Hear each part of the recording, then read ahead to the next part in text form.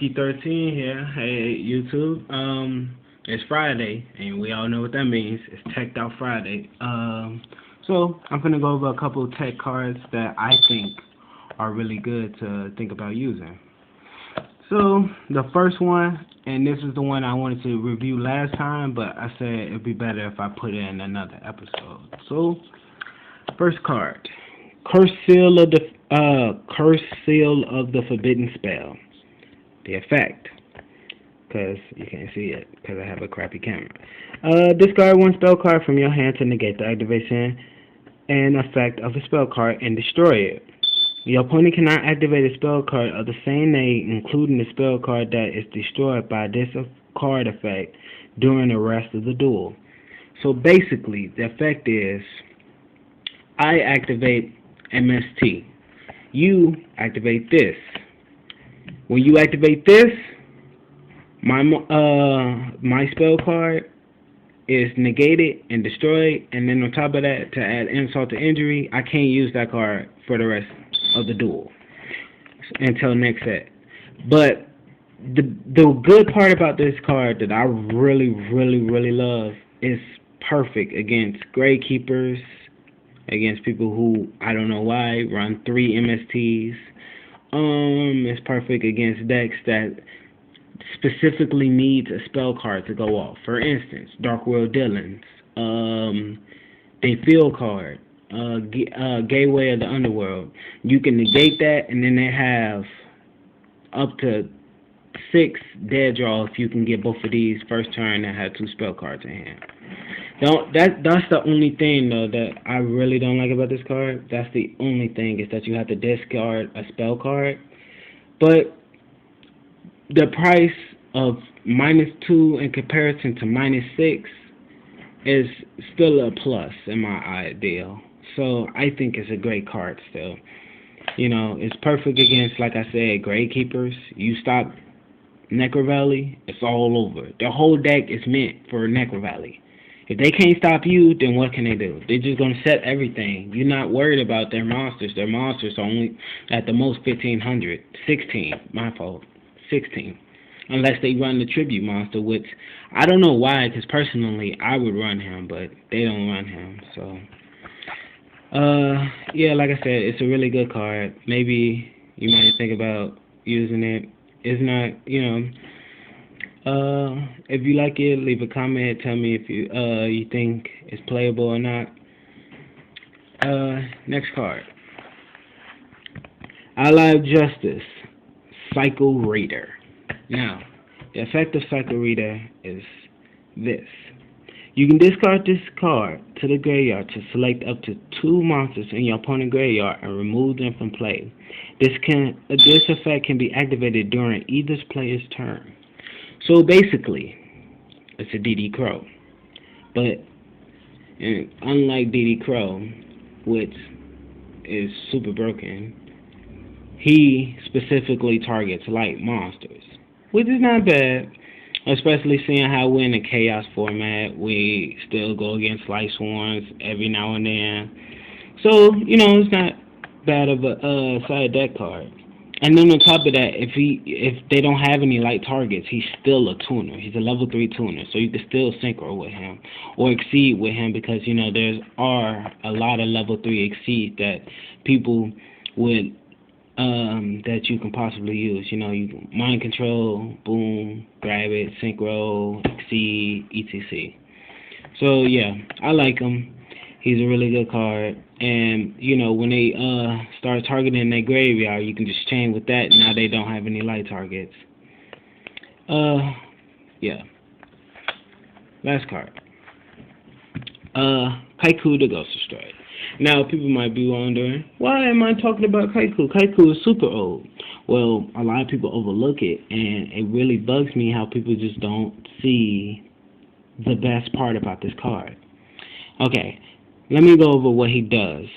All of what he does. Because people just think, oh, Kaiku, he removes 2 monsters from my opponent's graveyard. That's good enough for me. There's more.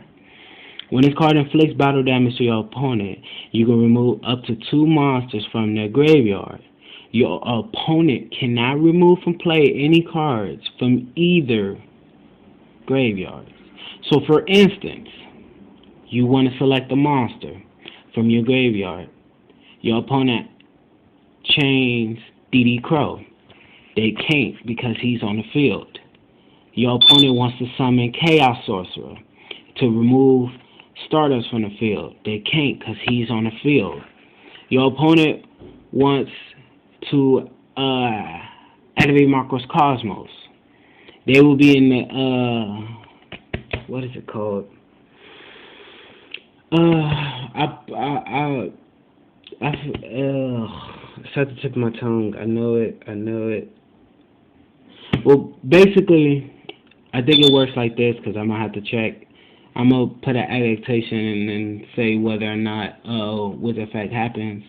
But whichever effect was active on the field first would normally happen. It's like, for instance, if you had Royal Decree already on the field and somebody tried to activate Call It a Haunted, of course, will be negated. It will still be able to activate, but it won't catch its effect. That's why if you have Kaiku on the field already and they activate Marcos Cosmos, the effect is negated. And I also think that because Marcos Cosmos is a trigger because it has to happen continuously when something is supposed to go to the graveyard. So I would think Kaiku would, even if you summon it after Marcos Cosmos is activated on the field, he will still be able to get its effect. I'm gonna check and see, but he's a really great card. He is so good. Man. So basically, you stop remove from play decks. You're stopping them completely. Not only do you stop remove from play decks, but you stop chaos and you stop any dark worlds that main deck dark smog. Activate dark smog. Target a monster in your graveyard. You can't. Wait, what? You have to remove. So you can't even activate your field card, nor can you activate dark smog. Yeah, sorry, sir. You can't target a monster in my graveyard and try to remove it because Kaiku wouldn't let you. Sorry. The only way they can get around him is two ways. Punch him, because he's only 1800. Elias, Thunder King, Endymion, etc. It's a lot of monsters that can get over him. But he's still really, really strong, and he can get over Tengus. Or Book of Moon him. Book of Moon him, put him face down, and then you can start targeting people's graveyard. Other than that, you cannot target your graveyard to remove from play stuff, and you cannot target. But the best part about him is that you can still do all that stuff that you wanted to do. You can still go BLS, Chaos Sorcerer, remove from play, Dandelion, bring back Spore, Synchro into 8, etc. He's just that good, and that's why I brought him up today. I really like the card. I think it's an underlooked side deck card, and I think a lot of people should start thinking about using him. You don't even have to waste spells and trap card space with him because he's just that good. So that's Tech Out Friday. I hope you guys liked the video. Leave a comment, tell me whether or not you can use any of these cards in the side deck. My favorite one out of the three, though, and numerical order would be 1, 2, 3. And the reason why he's 3 is not because it's bad. It's just it's not limited to what you can use it for, because like I said before, you can use it for synchro summons, exceed summons, and targeting people graveyards to make sure they can't go BLS, Chaos Sorcerer, etc. Or to make sure they can't go Judgment Dragon if you're going against a Light Sworn deck. It's just this has a little bit more playability, and this does too. If you run against an all dark deck, then he's not going to be. He's going to sit in your side deck. And like I said, he's not bad. It's just 1, 2. And the reason why I like this a little bit more is because no matter what, they cannot, and I repeat, cannot use that spell card for the rest of the duel until the next set. That's just so good.